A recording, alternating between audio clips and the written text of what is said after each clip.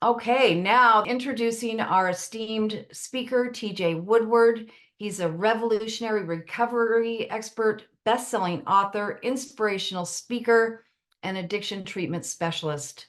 You may have seen him at one of our spring or fall conferences, and he really does deliver a very great presentation. He's the creator of the conscious recovery model.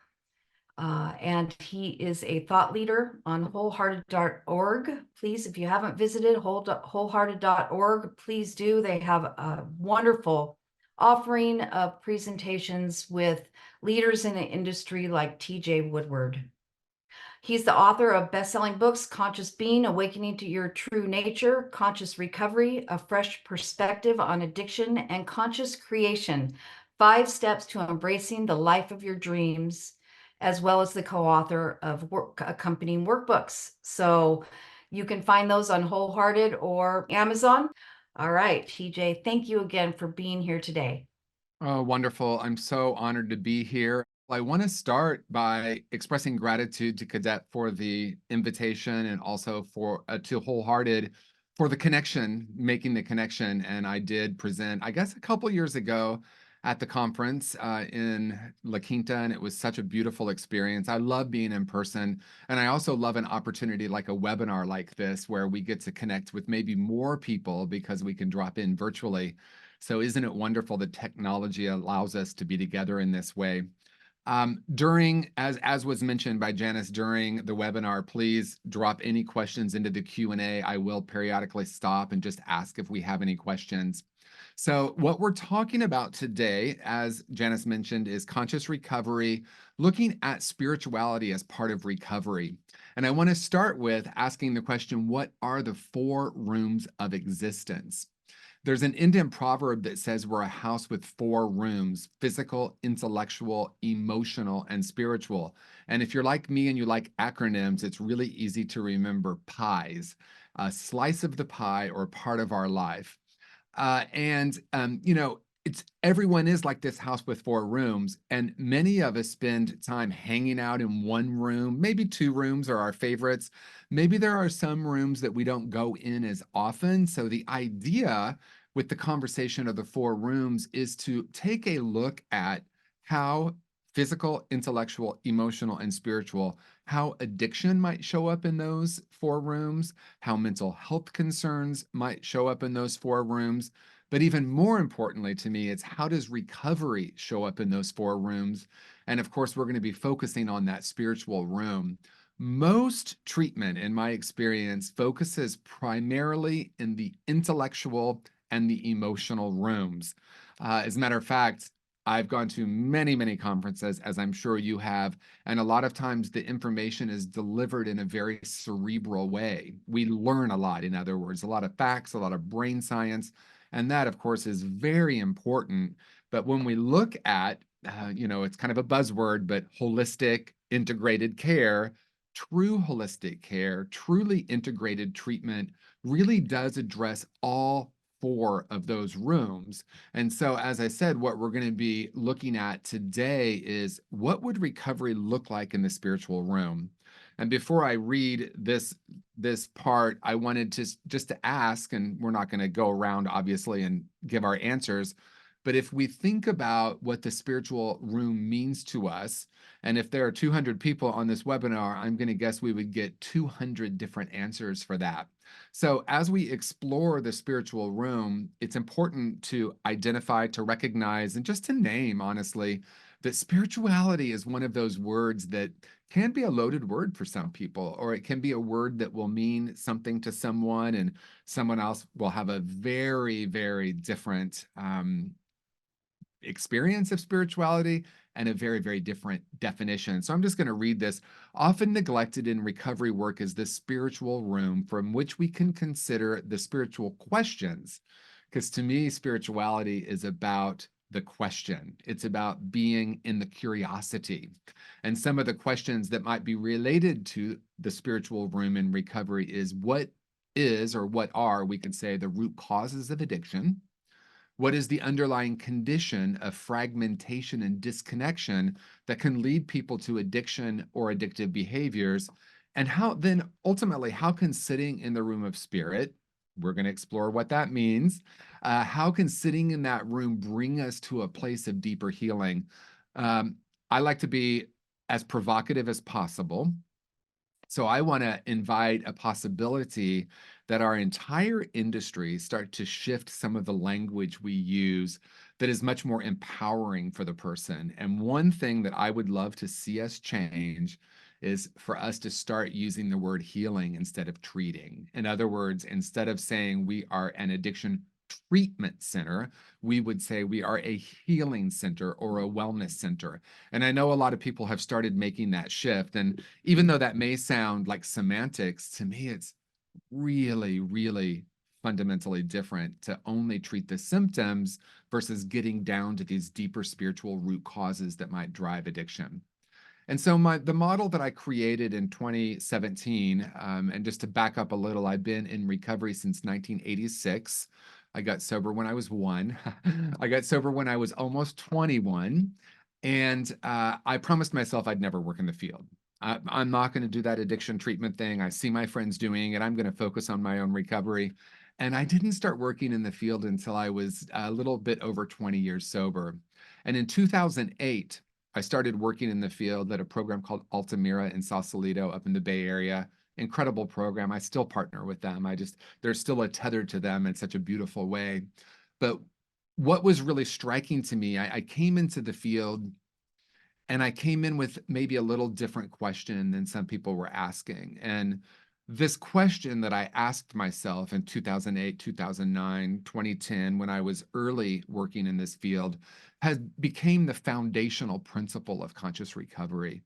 I worked in treatment, from 2008 to 2017, and I had been developing groups and had a lot of experience working with clients, and I was starting to see some really fundamental patterns emerging that were not at all surprising to me because they were so similar to my own journey in recovery. And in 2017, when I launched Conscious Recovery, that question that I asked myself in 2008 became the foundational principle.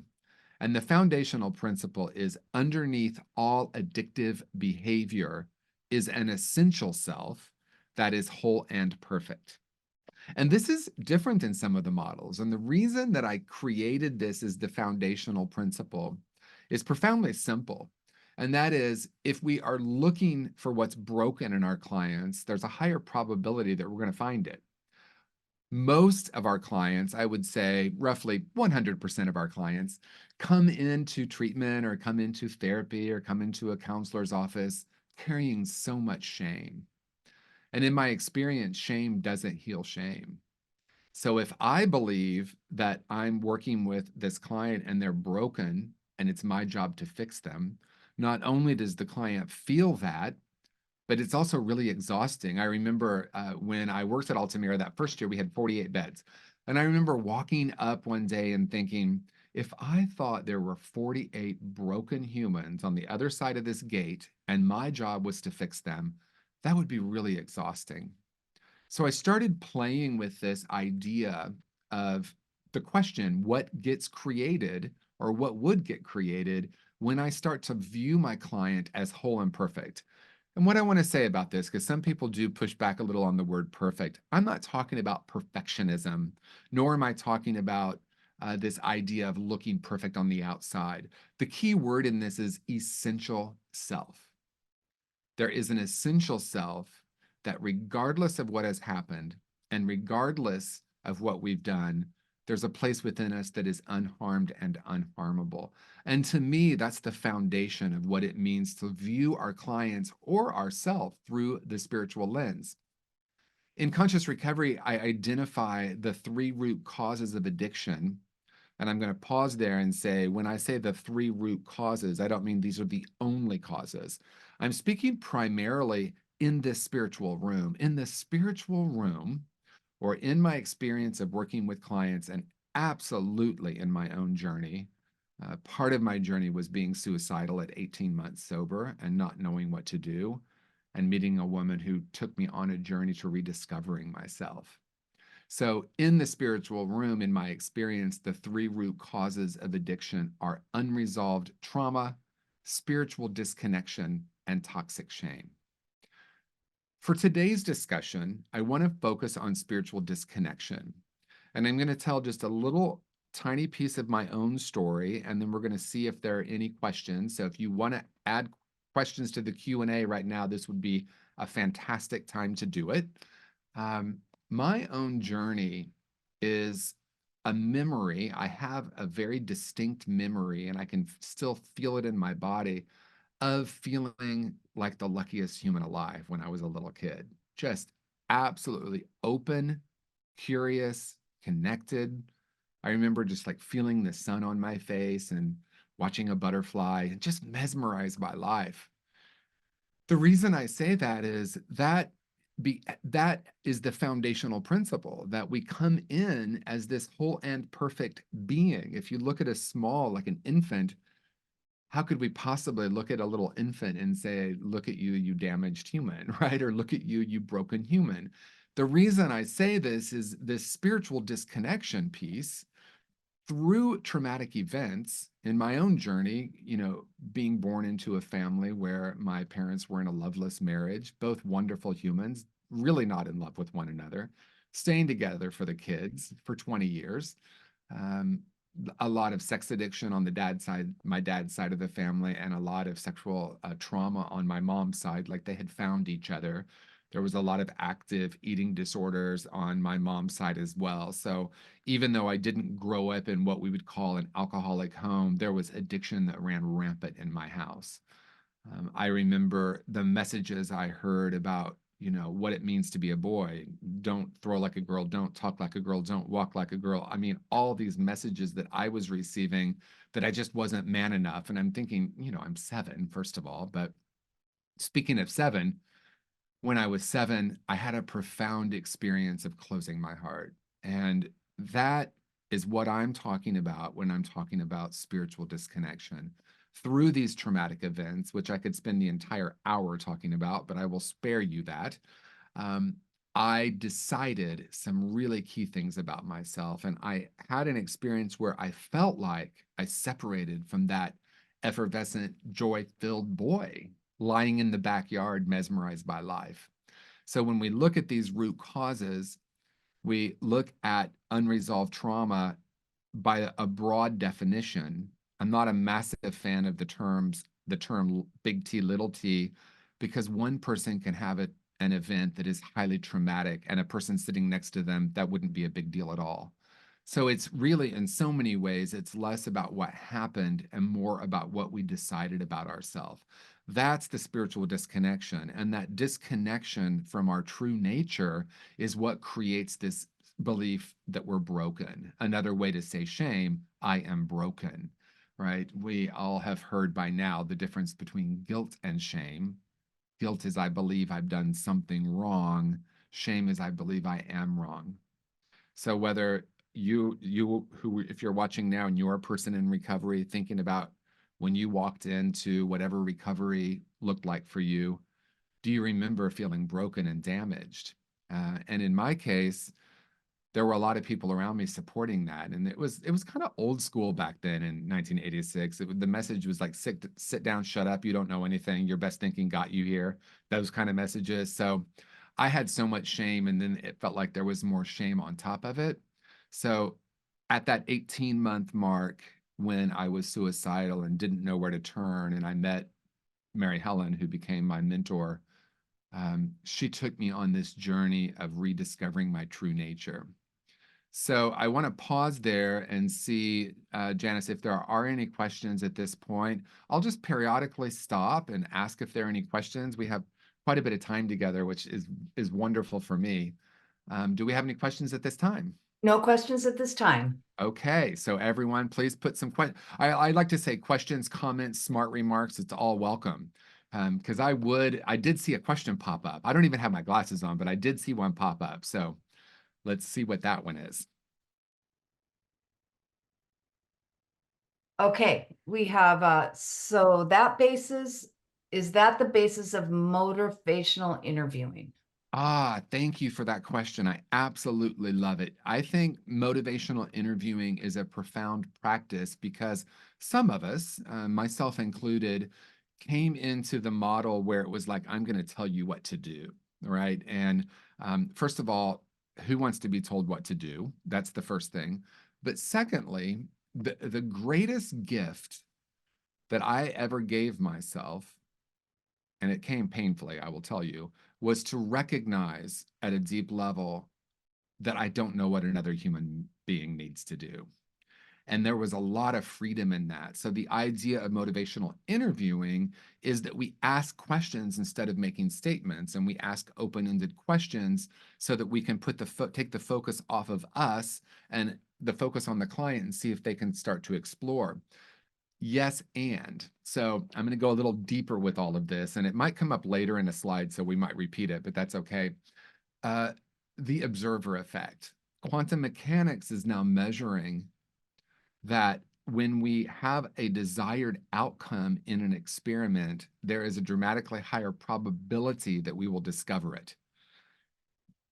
That is really profound if we lean in and actually ask ourselves, what does that mean? And the reason I'm tying that to motivational interviewing is I think sometimes, even with motivational interviewing, we can be leading the client, if you will, with our questions. So it's kind of like in the legal system, permission to treat the witness as hostile, meaning I'm going to ask these really pointed questions. And, I remember early in my journey realizing that I caught myself naming people's feelings, like, does that make you angry?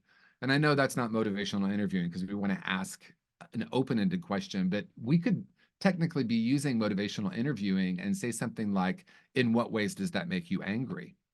What I'm talking about is that plus. So with the conscious recovery method, we're looking at deep attunement and connection. So we want to be in complete curiosity. So rather than saying, in what ways does that make you feel angry? You might say, what are you noticing right now? Or what are you experiencing? And the reason I'm talking about the quantum mechanics of it, if you will, is if I have decided I have a bias about the client, or I think I know what they need to do, they feel that, right? They can feel if there's a judgment. And many of us have been trained to diagnose and treat. So the person is talking, we might be nodding our heads. I'm listening, but while I'm listening, I'm literally diagnosing in my mind, or I'm thinking of the next thing I'm going to say, or I think I know what they need to do. So that can be motivational interviewing. And in addition to motivational interviewing, the next level, if you will, would be, let me truly be curious. Let me truly be open and really see what wants to emerge. And when I'm in that space, surprising things come up, because then I am gently steering the session or the group, whatever the case may be, rather than thinking I know what this person needs to do. And those questions don't need to then be pointed. Any other questions? This was just, do you have worksheets or handouts on your website? Yeah, well, yes, there are. Conscious Recovery has workbooks, and you can order those workbooks. I can actually create a link where people can get some discounts on that, like half price on those. I can do that for sure. And I'm happy to send things. So yeah, in the workbooks, Conscious Recovery, I have 4 different workbooks. Conscious Recovery for teens, for mental health, for addiction, and also for eating disorders. There are tons of workshops and worksheets and exercises in there that you can do, or that you can do with your clients. So those are available. Okay, so moving along, and feel free to keep dropping your questions in the Q&A. In my experience, one of the most important first steps of recovery is creating safety. So in my book, Conscious Recovery, it's divided into 3 sections: the roots of addiction, which we just explored, breaking the cycle of addiction, and then a return to wholeness. And that's what we're going to kind of be exploring today. Breaking the cycle of addiction, the first chapter and the first important step to me is creating safety. And so when we think of safety, we might think of like a safe community, a sponsor, a counselor, a therapist. And although that is really important, what we're also talking about is creating inner safety.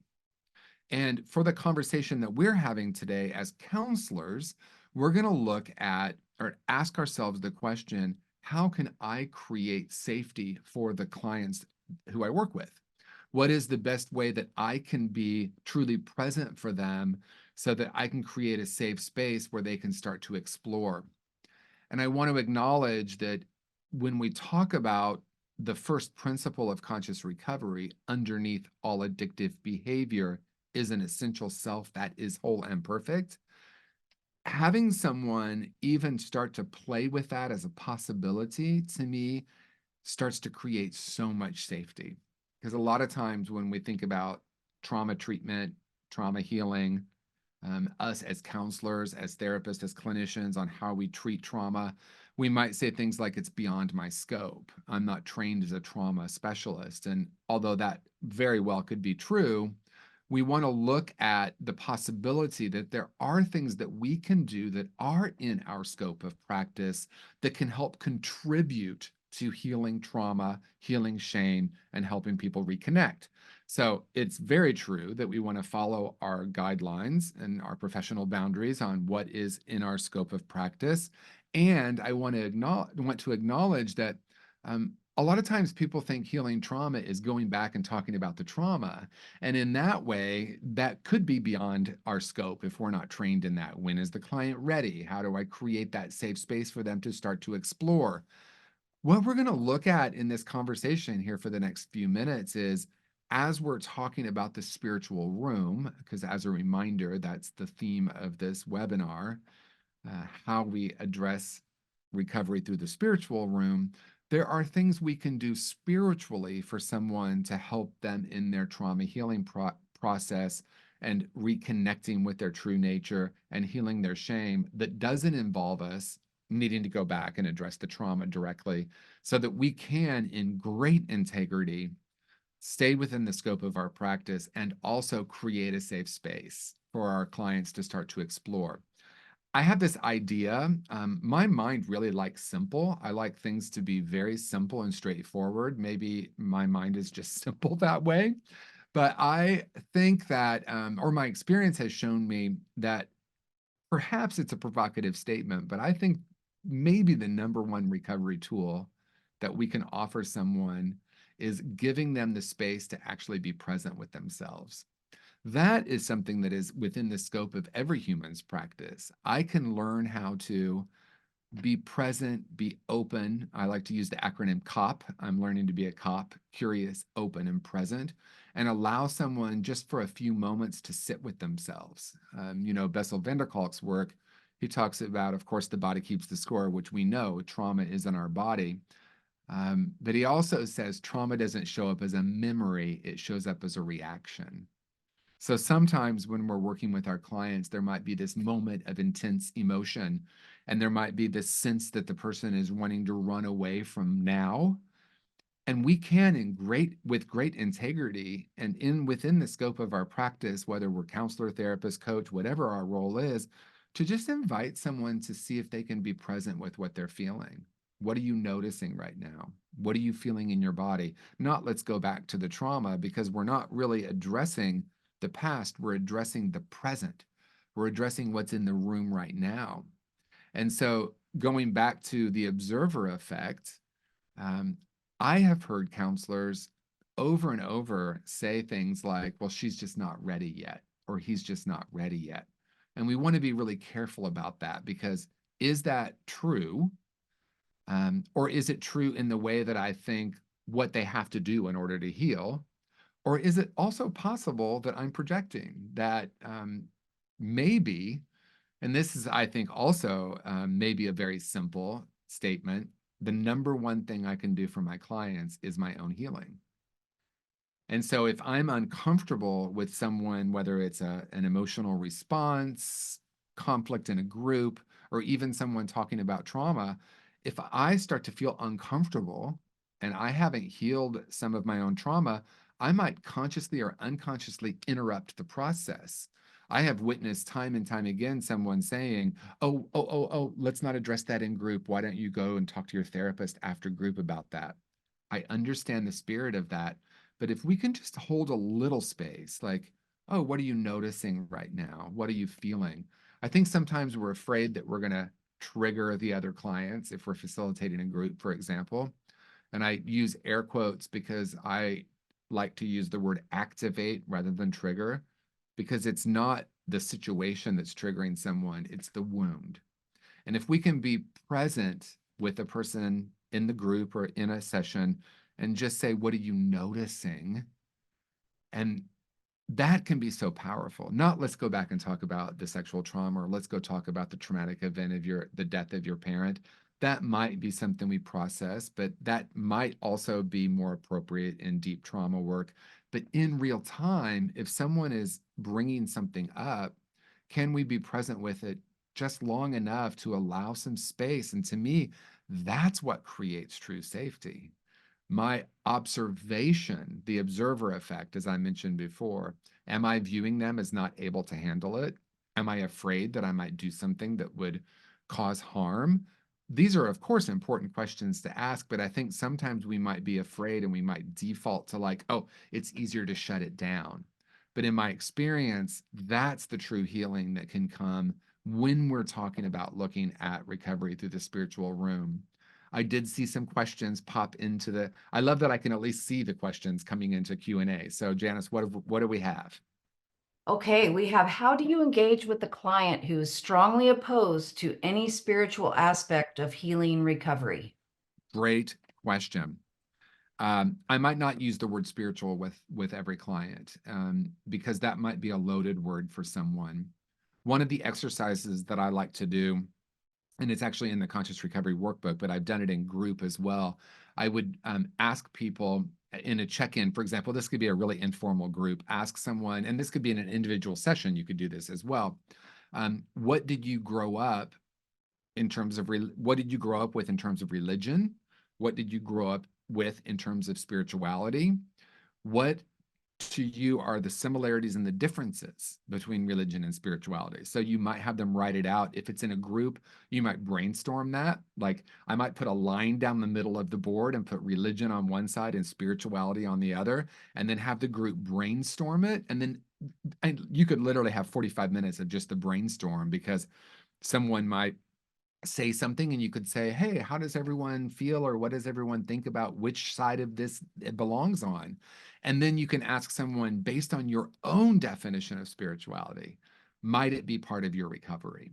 I've learned a long time ago, if a client, and sometimes they pull for this, well, what does it mean to you?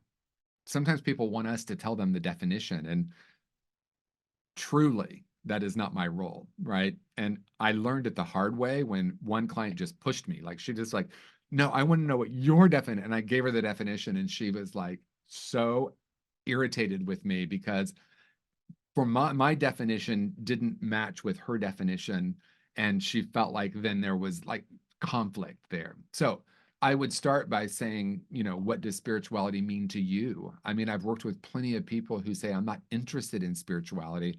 Then we dive in and say, well, what does it mean to you? And then I might say something like, well, okay, so that may be the definition you hold now. What would you like it to mean? And maybe they say, well, I don't want to have spirituality. Okay, what about conscious? What about looking at how you can be more conscious or more aware or more awake? So sometimes language is important because it might be a really loaded thing for people. Always asking the client to define it. I never want to give them my definition and then start to, through this curiosity and open-ended questions, how might spirituality, based on your definition, play a role in your own recovery? So that's how I would address it. Any other Great. questions? Yes, we Yeah. have, what was the P in COP? Oh, did I maybe curious, open, present? All right, great. And would you please say the difference between guilt and shame again? There's some Yes. chat box. Yes, I will slow that down. So we hear a lot of different definitions. One of the pioneers in shame work in my world was John Bradshaw, who was very active in the 1980s, and one of the first people talking about shame and trauma as well being a root cause of addiction. And he got so much pushback because, again, back in the 80s, I'm like, back in the 80s, I don't mean to sound like an old person, but back in the 80s, it was a little more rigid and some of these ideas were so new. And he called it healthy and unhealthy shame. And to me, that doesn't really resonate now. I think we've shifted that to guilt and shame. Guilt is, I believe I've done something wrong. And shame is, I believe I am fundamentally wrong.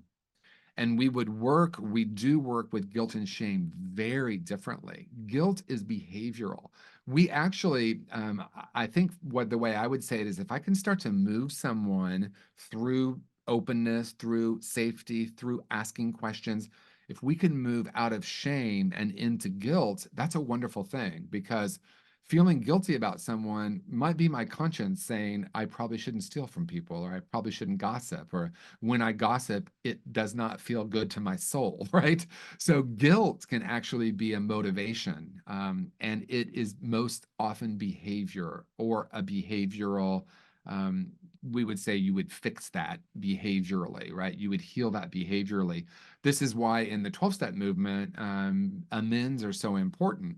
One thing that I'll say about that is sometimes, and I've worked with people that this has been true, and it was true for me the first time I did my amends, it does definitely heal a lot of the guilt. Sometimes it can actually bring on more shame if we're not having that conversation with someone. So, shame doesn't get healed through behavior only. As a matter of fact, I don't even know if it really does heal shame because you'll hear someone saying, well, I made my amends, but I still feel this. Oh, I still feel like a bad person for having done that. So the amends process, the apologizing, the forgiveness, all of that is important. And then working with shame is really different. We work with shame by bringing it into the light. So authenticity and transparency. And it's perfect timing because creating safety, do I have a safe place to really talk about not only what I have done, but what I have felt, not only as a result of what I have done, but maybe, and this, let me be clear about this. Sometimes we will say, I feel ashamed because I did this. And I want to ask the question, is it possible I did this because I felt the shame? Right? So if I feel broken, I will act broken. Um, Again, a very simple thing, but for me, very powerful is I discovered something that was to me profound, and that is 100% of the time I've caused harm to myself and to others, which have been plenty. It was always because I believed I was broken. It always was because I believed there was something really fundamentally wrong with me. When I was in that shame, and then I had the behavior and I felt more shame. That's why we call it a shame spiral. It's a downward spiral. And to interrupt that, we want to start asking questions like, when did you first start believing you were broken? And we're going to address that in a while in some of the slides. But for now, just to simply say guilt, we work with guilt behaviorally, we work with shame by having authenticity and transparency in some relationships that are safe for us. Great answer. Let's see. We have one. I got this from the chat. What do you not say to someone who is traumatized? Oh my gosh, there's so much that we Uh, not say, and I'm going to tell a very brief story. And this person's very open about her story, but it's my friend Lori Jean, and she talks about her father drowned when she was a kid, and she witnessed it. And that very day, her mother started drinking alcoholically and ultimately committed suicide. So she had severe trauma by anyone's definition. Of course, she got into her addiction and then getting into recovery, finally started working on the trauma. And the first time she went to therapy, she told her story. And the therapist leaned over, touched her knee, and said, I'm so sorry that happened. And Lori Jean said, it was the worst possible thing anyone could have said to me.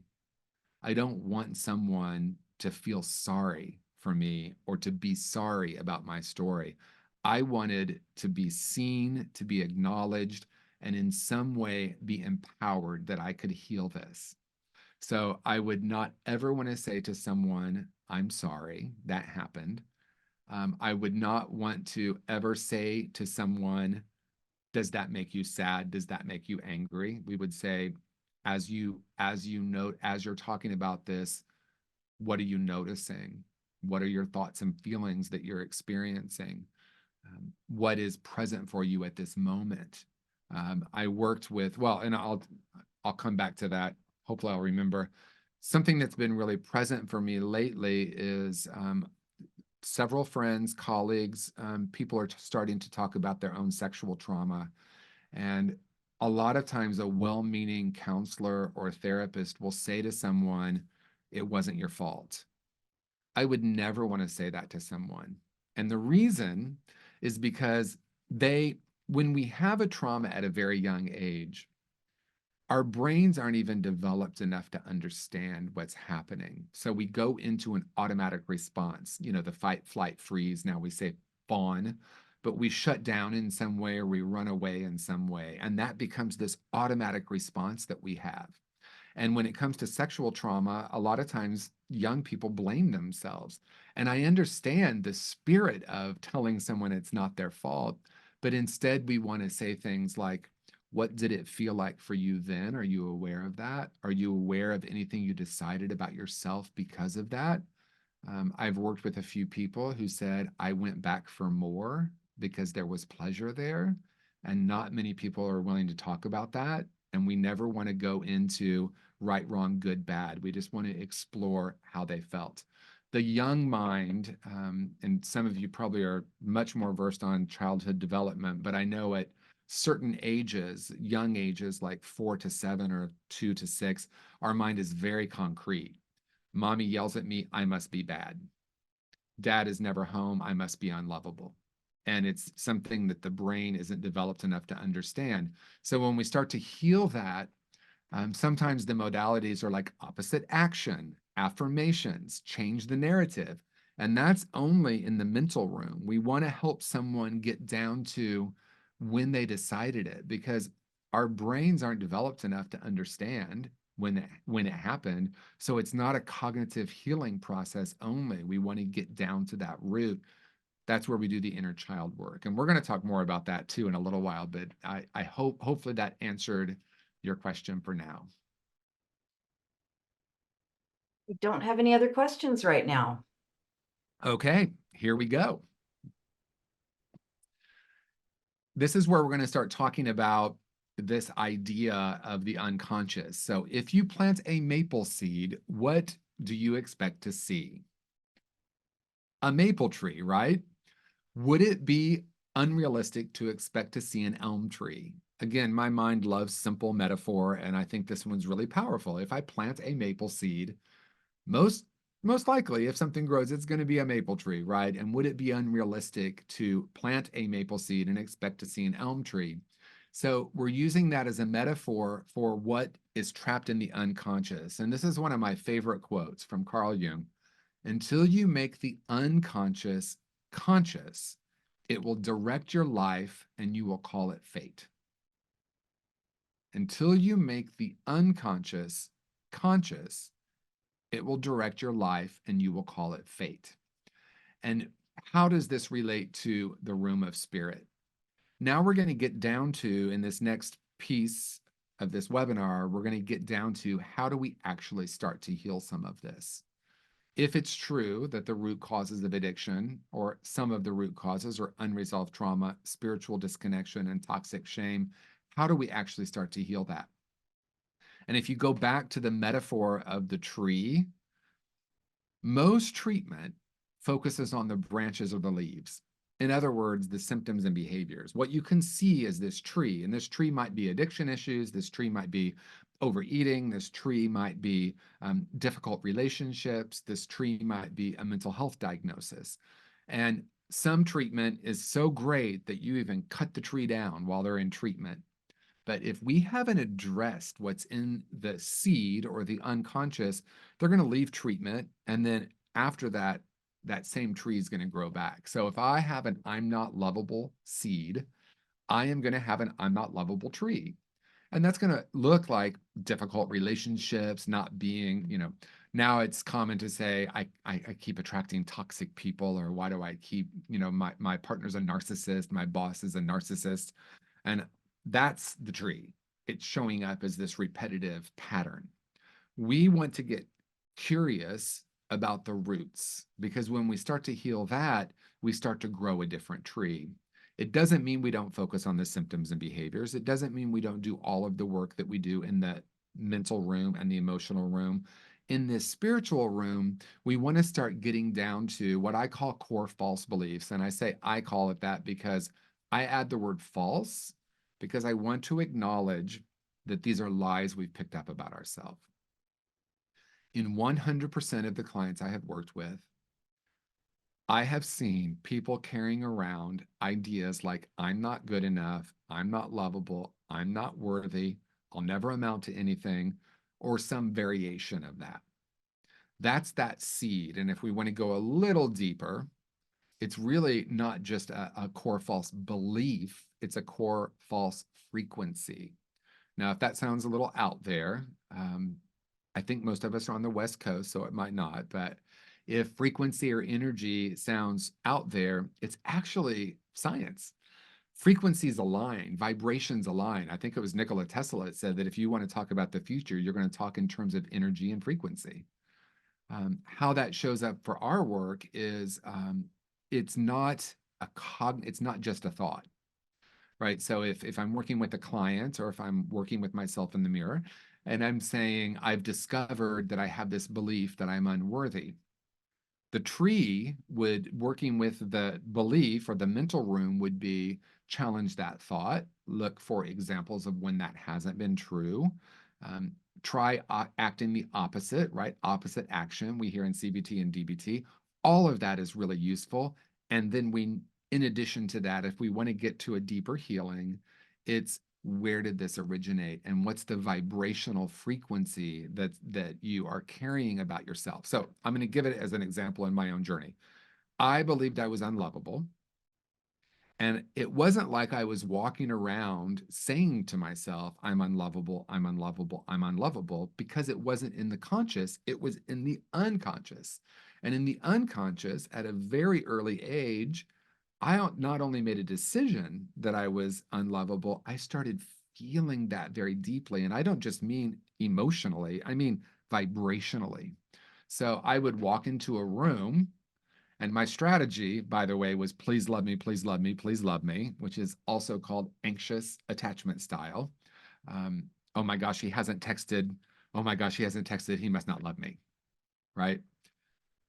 I could walk into a room and I would find the person on an unconscious level or a subconscious level to confirm the core false belief, no matter how much I was trying to get someone to love me.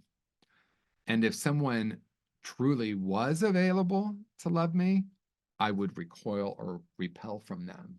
And most of this wasn't happening on a conscious level. That's why I love the Carl Jung quote, because I would say things like, why does this keep happening to me? I don't know if any of you all have ever said that. Or, I thought this job was going to be different. Or, I thought this person was going to be more available. And so we want to look at, what is the vibration? What is the frequency? And I want to be really clear about something. This is to empower the individual that we're working with, not to disempower them.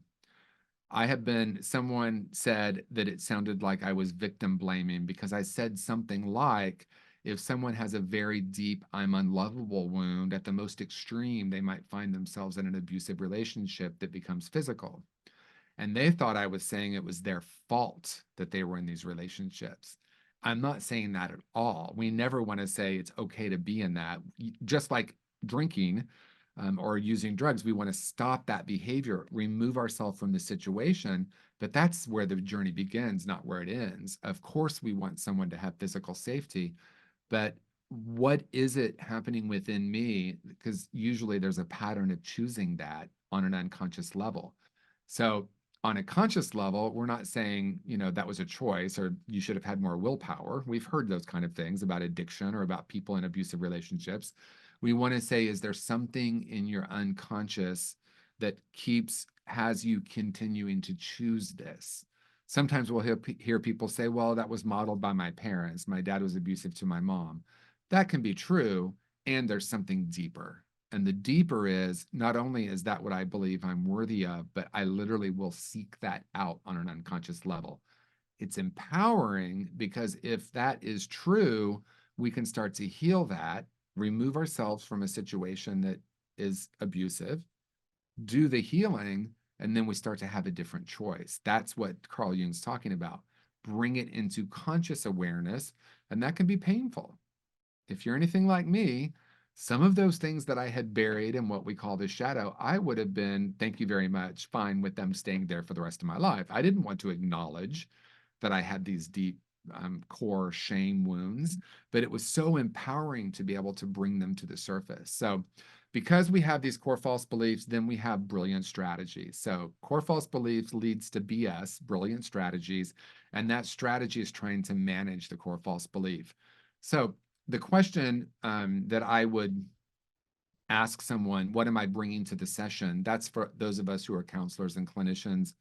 What am I bringing to the session? Am I bringing a possibility that we can actually explore what's in the unconscious? Am I allowing myself to realize that the person sitting in front of me is not a victim, that they actually can be empowered to start to heal these core false beliefs so that the strategies that they've been using, the reason I call them brilliant, and sometimes people like, when I worked full-time in treatment, I would say to someone, well, what if cocaine was brilliant?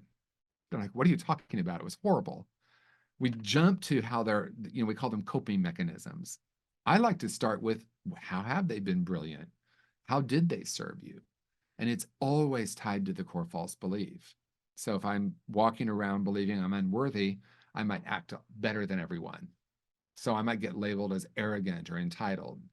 But the truth is, underneath all of that, I really believe I'm unworthy. So if we're only looking at this person is arrogant and we're trying to attack that arrogance, are we going to actually help this person? Or are we going to start to explore, I wonder what's underneath that's actually causing that behavior? Do we have any questions? Okay, I have some comments. Oh, great comments. I love Well, them. actually, I'm going to give you one question first. So Jose asks, so even in recovery, can people have the spiritual disconnect due to trauma? Absolutely. Okay. Absolutely. Because, and thank you for the question, Jose. The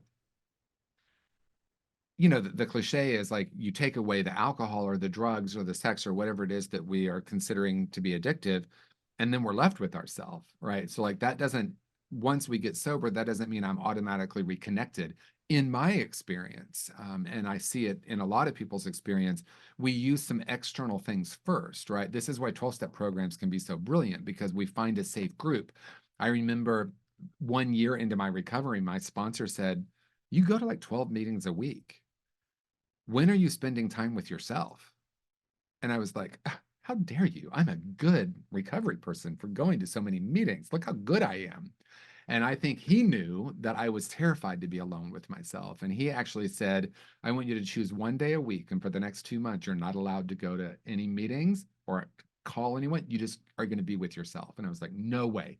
But I tried it. And it was, oh my gosh, I realized that I still feel really disconnected from my true nature.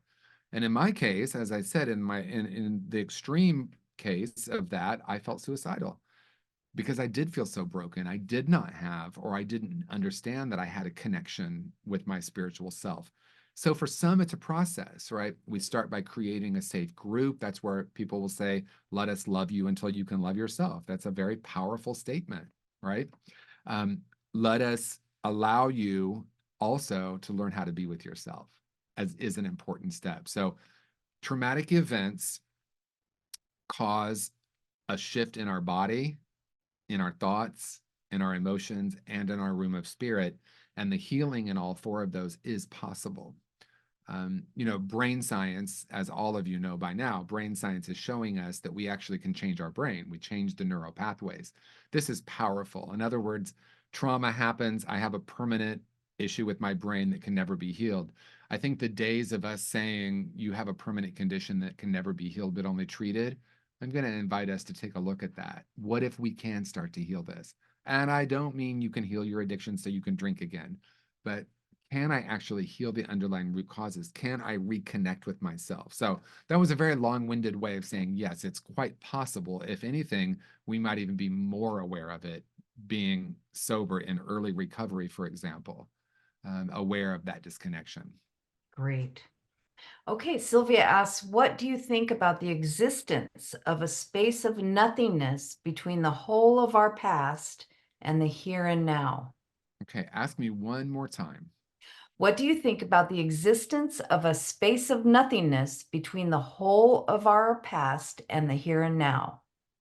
What I hear that question, what I hear in that question is to me what it means to be truly spiritual. And that word is, what does that mean? Truly spiritual is true presence. It's to realize there is this place of where we move beyond my past, we move beyond my trauma, we move beyond, the ego or the mind or the thinking. Sometimes, and I'm gonna guess that everyone's had this experience, you'll have these moments where it's like all of that seems to fade away. And there's just this sense, there's this felt sense of love or source or just being truly mesmerized. And I actually think that is an innate experience of the human. We get programmed from such an early age to not be now, not be here now. I remember I did it with my nephew. I remember calling him when he went to first grade and said to him, how is first grade going? And he said, "Silly uncle, I'm not in school. I'm talking to you." Right? True presence is very different than like being in this present moment. It is tapping into an awareness of something much more vast.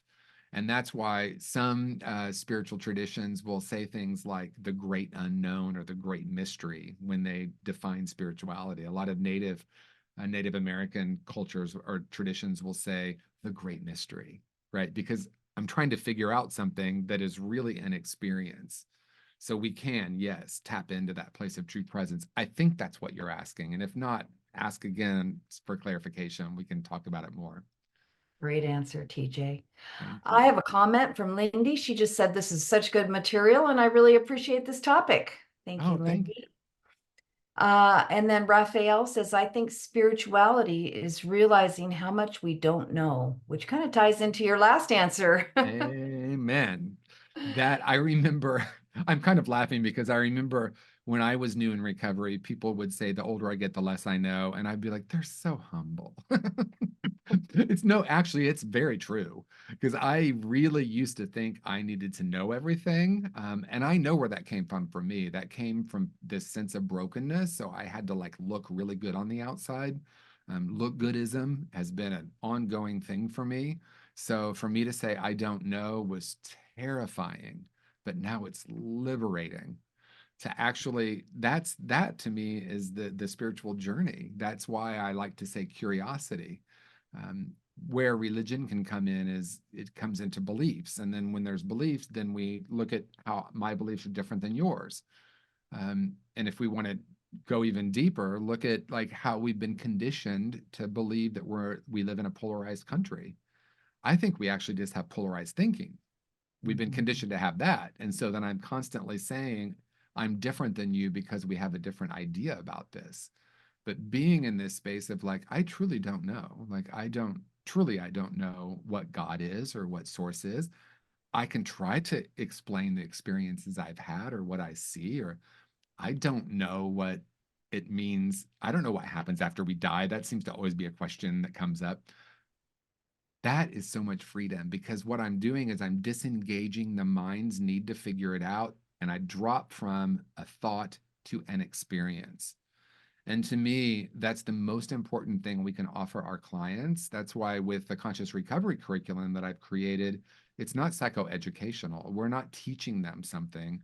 We're creating a safe space where they can have an experience. There's an authenticity group. We don't define authenticity.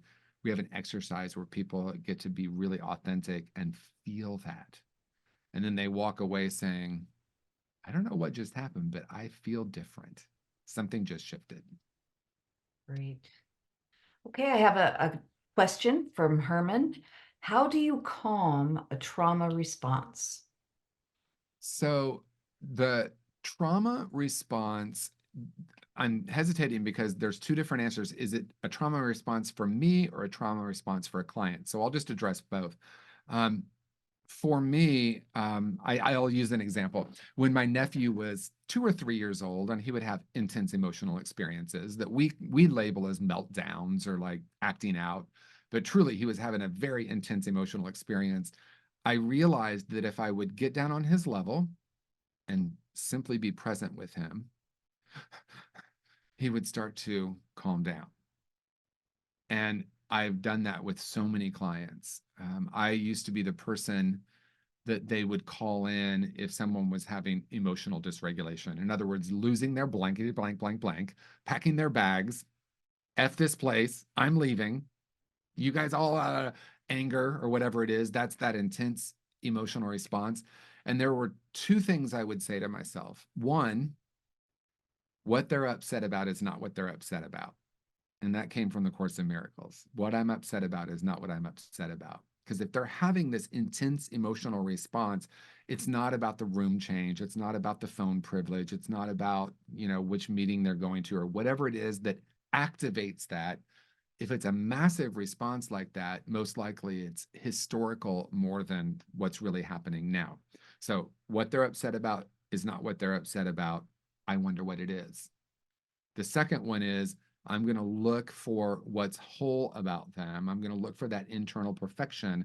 I'm going to see them as capable of being present with themselves, and then I will just sit with this person. And, Dolly Parton, Dolly Parton said, it takes a lot of money to look this cheap. I love that quote. It takes a lot of work to look like we're doing nothing, because I have to be aware of my own reactivity. I used to be terrified of anger because my mother was a rager.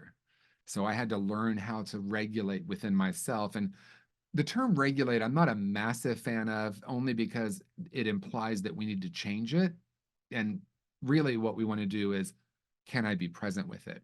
Because a small child, a 2-year-old or a 3-year-old, if we allow them to feel, they have the intense emotional experience and then they come back to their natural state, which is calm or at peace. But we start training them that it's not okay to feel. And so a lot of times, and I think this is really important when it comes to treatment, a lot of clients are leaving against medical advice, and a lot of us try to talk them into staying. I can't tell you how many times I've heard a counselor say, well, have you thought this through? What's your plan? You're going to walk out that door and then what? Right? So they're just engaging that. Or they're like, you need to stay and here's why. Instead, if we can, be really present with this person. Just allow them to have their emotional experience. We're not in conversation, because what happens is there's a part of them who wants to leave and a part of them who wants to be there. Because if they haven't left yet, there's a part of them that wants to stay. I want to start focusing on that.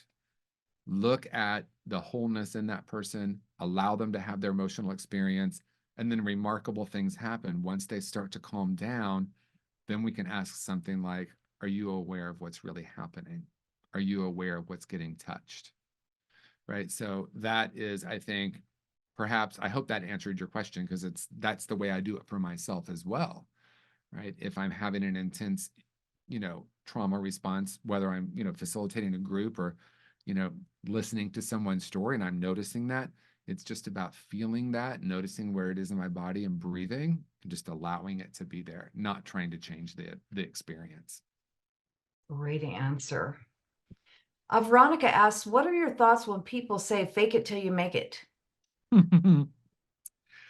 I would say great right. So fake it till you make it. It's kind of like just show up anyway, bring the body and the mind will follow. We hear that.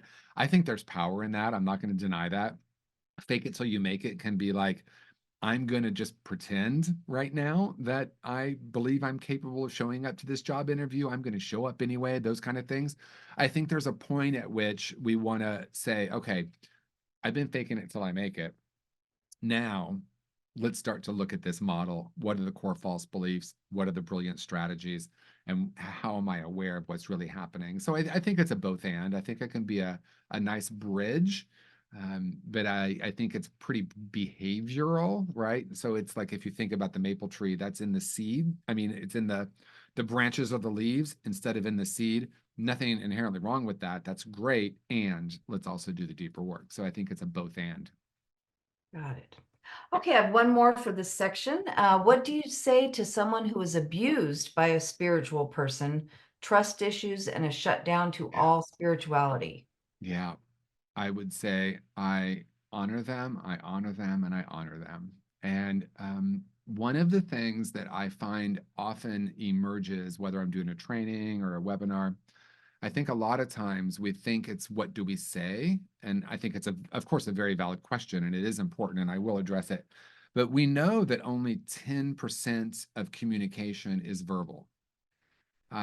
Most of us, or many of us, tend to think the other 85 to 90%, whatever it is body language, but it's also a lot about our energy, right? So rather than what do I need to say, it's how do I want to be with them, right? Like I said, like we don't want to say, I'm sorry that happened. We just want to say, like, tell me more. I mean, I think one of the greatest tools that I've ever given myself is when in doubt, ask a couple of questions.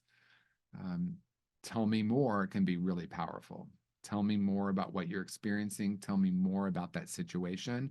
Tell me more so I can understand. I think what people really want and need is to be seen and heard and to be held. Not held, but held. Just for clarification there. Thank you. Yeah. Anything else before we move on to the next section? Let's see, I have some comments if you'd like to hear them. Sure, of course. Validation, Loretta says, validation is so important for the client. Some just need to be listened to, Yeah. allowing the client to unpack without judgment. Yes. Teaching emotional intelligence helps them show up and take their power back. Amen. Helps clients to stop the negative self-talk. Yeah. This type of behavior sometimes comes from abuse from their past, the wounded child within.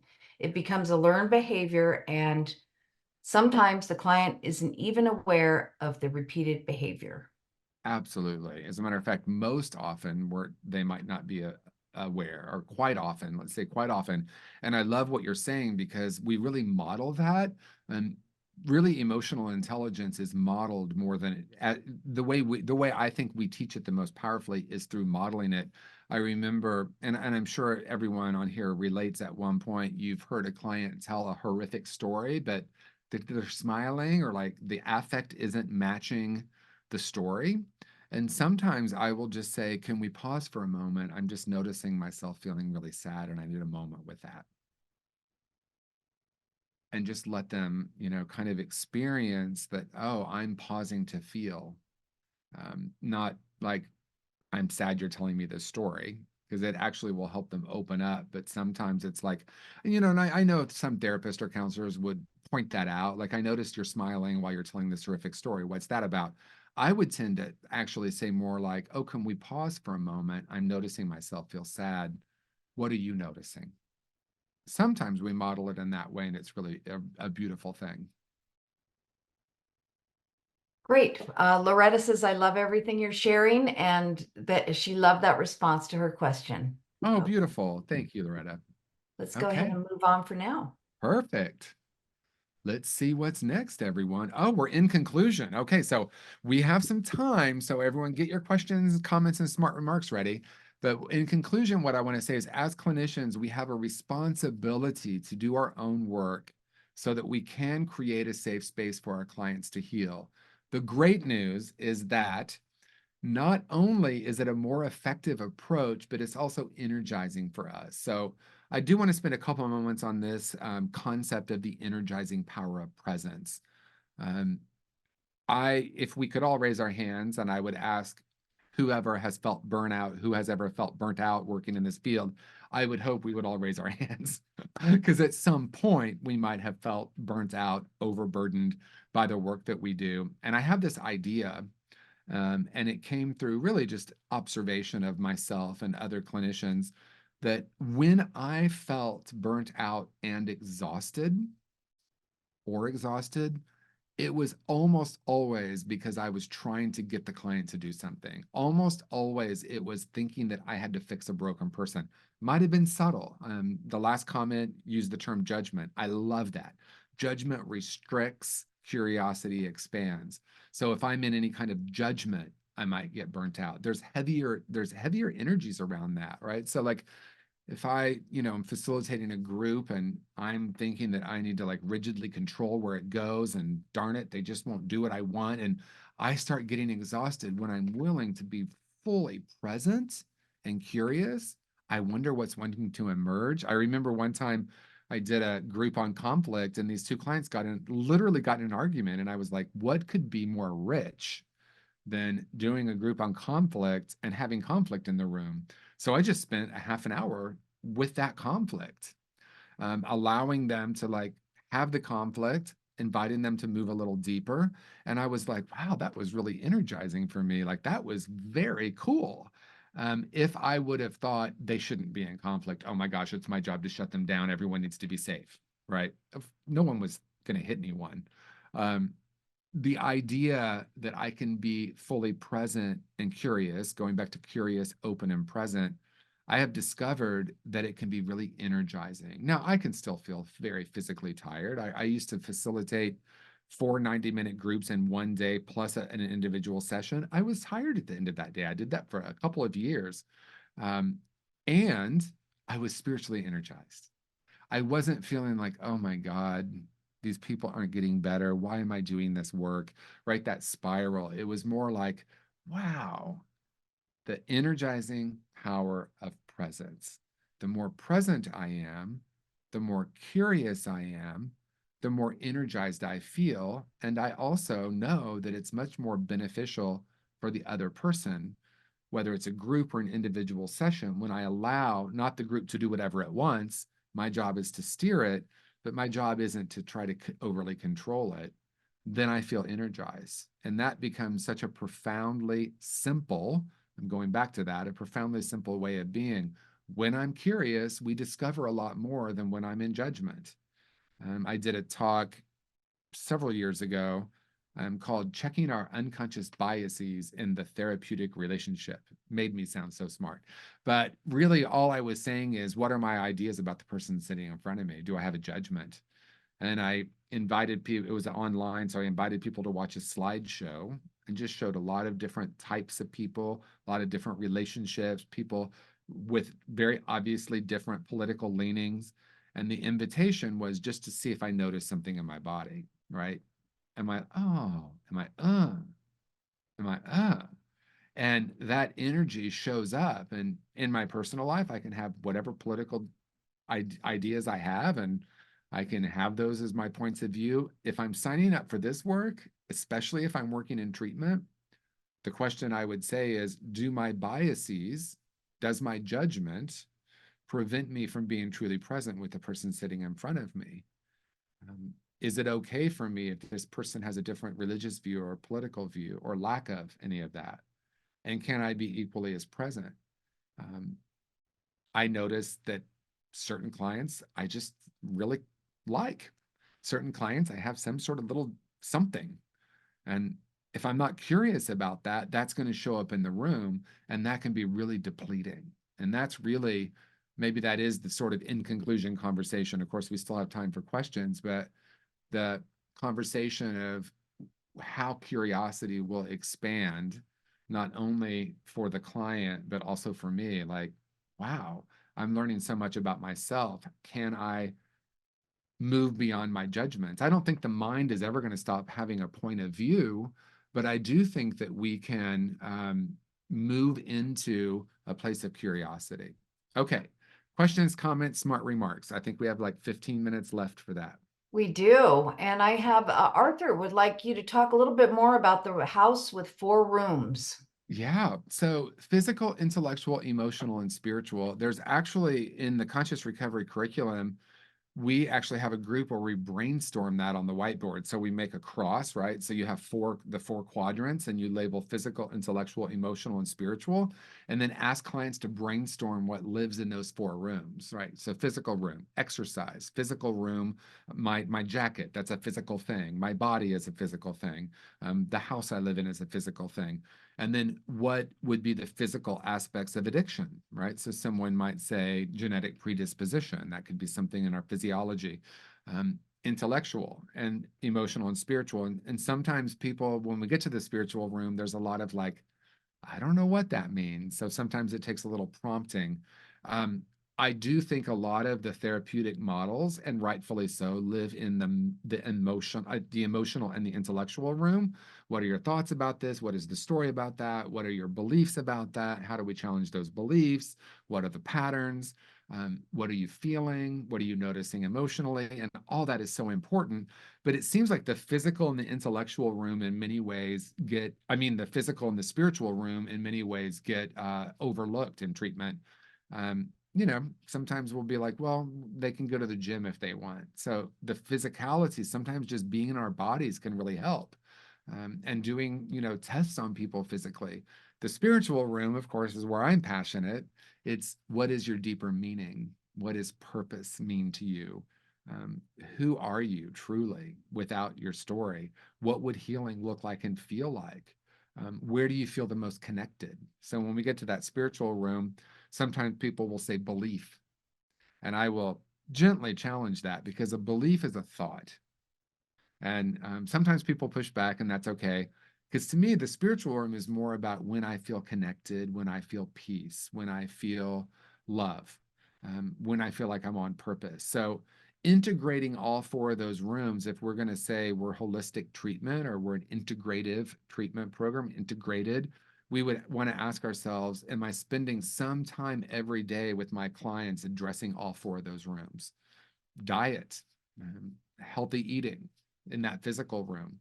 Sometimes things live in all four rooms, or can live in all four rooms. So hopefully that helps.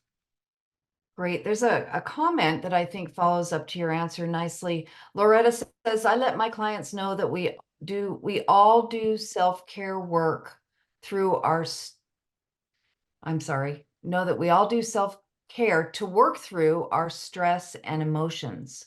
Letting go is freedom. Leading by example helps the clients see how important therapy is. Yes. And to me, it's always more powerful to demonstrate than to teach. And what I mean by that is what you just said, Laura. It's like, let me demonstrate that I'm taking care of myself emotionally, right? And what I mean by that is like that pause. Like I've been in group and I'm like, can we pause for a moment? I'm noticing I just feel really anxious. Is anyone else feeling that? Sometimes I'll just name something like that. That is emotional self-care.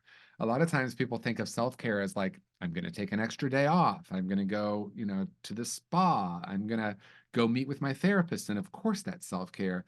But sometimes in very real time, emotional self-care is I'm aware of my emotions and I'm willing to express them. And that is to me, so much more powerful than like, let me go over to the whiteboard and write down like what is emotional intelligence and write a whole definition. That obviously can be helpful too, but we really want to also demonstrate in real time that we can care for ourselves. I mean, for me, like starting group on time, ending group on time, that's important because I'm honoring people. I don't talk about that, but it will always start on time and end on time. I don't say, the reason I do that is because routine is important. And, I don't say all that. We just start to model that. And I think the deeper culture that can get established around that is people start to then say, when we do group or when I go into a session, I know I'm going to be asked to drop in and be present with what I'm feeling, even if what I'm feeling is I don't want to be here. That's totally valid. That's emotional intelligence too. Wow, I notice I don't want to be in this room. Thank you for sharing. I'm not going to say that, but to have a client say that can be really powerful. Great. Anonymous asks, how do we approach healing emotional response due to the loss of a child? I mean, that is such profound pain that I can't even imagine, right?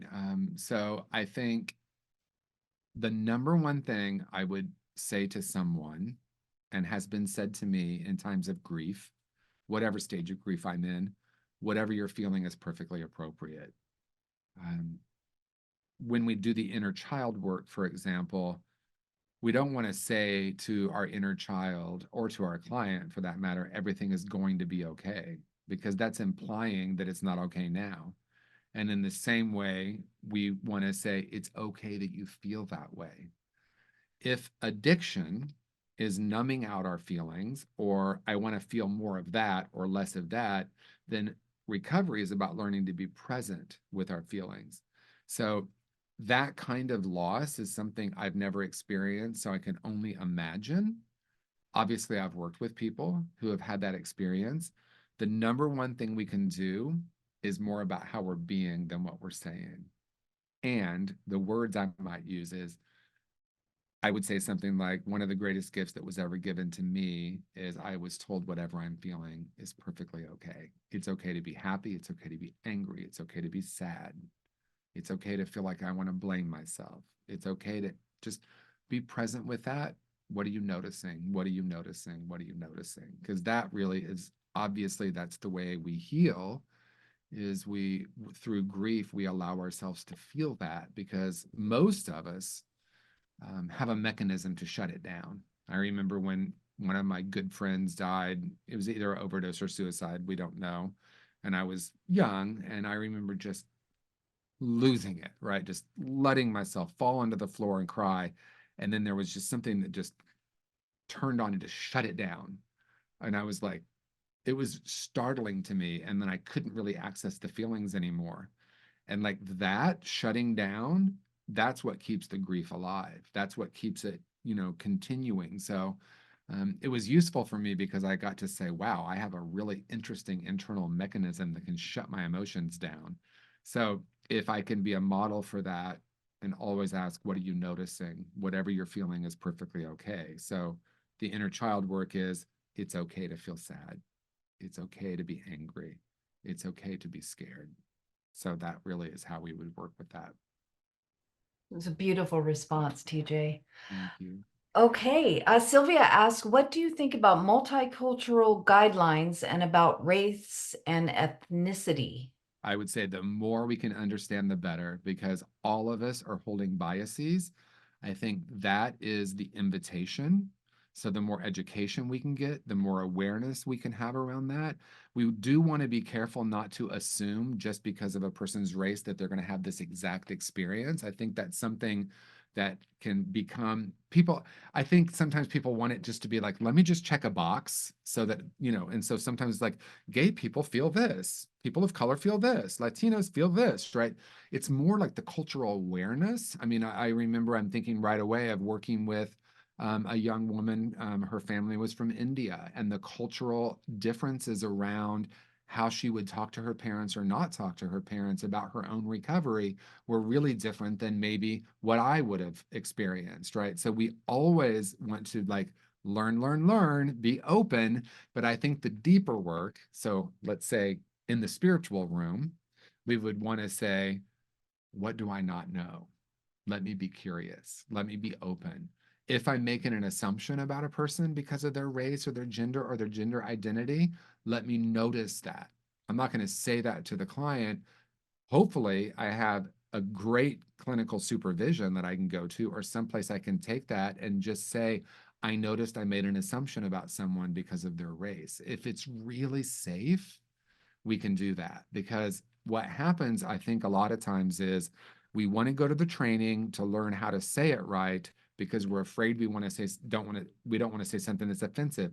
That is important, but as clinicians, I think we need to go a little deeper. And that, for me, that deeper work is not, do I have unconscious biases? It's, what are they and how do I work with them? Because we all have it.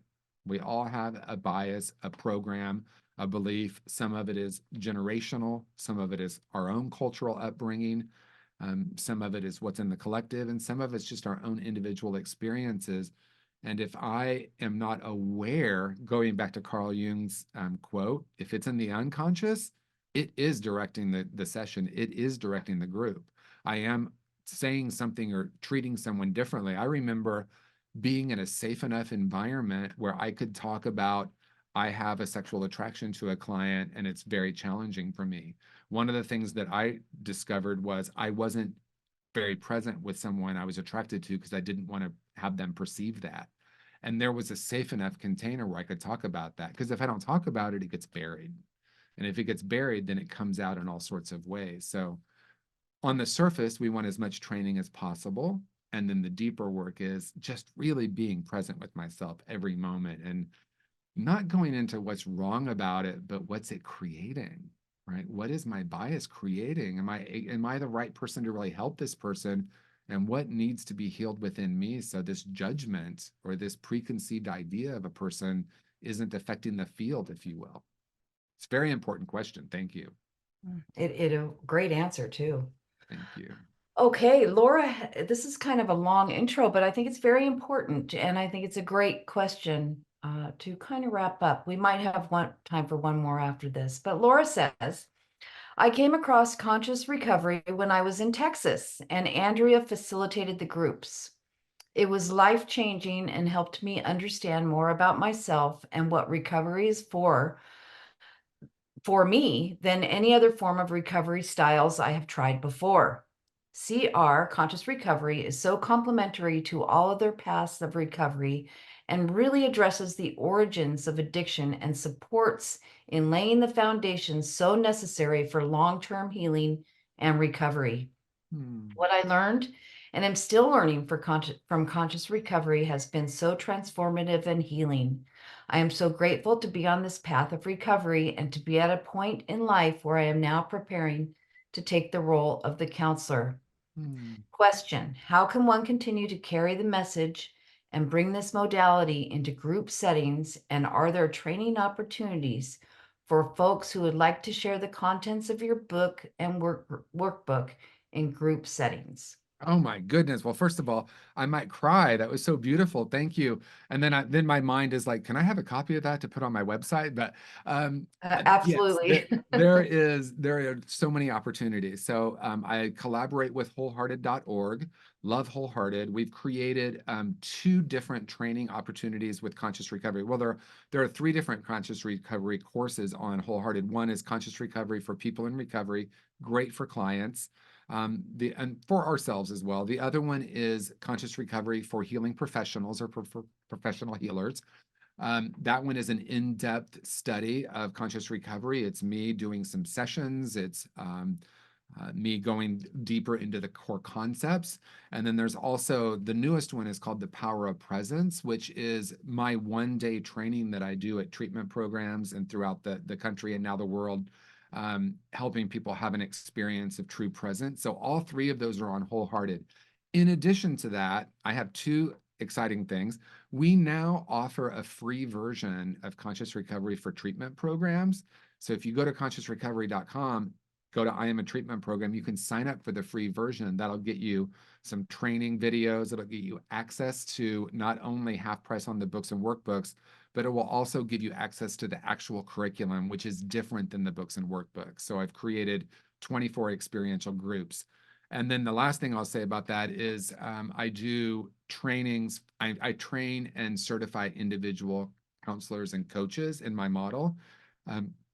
Multiple trainings throughout the year. So you do a 2-day in-person with me, and then you take those two courses on Wholehearted.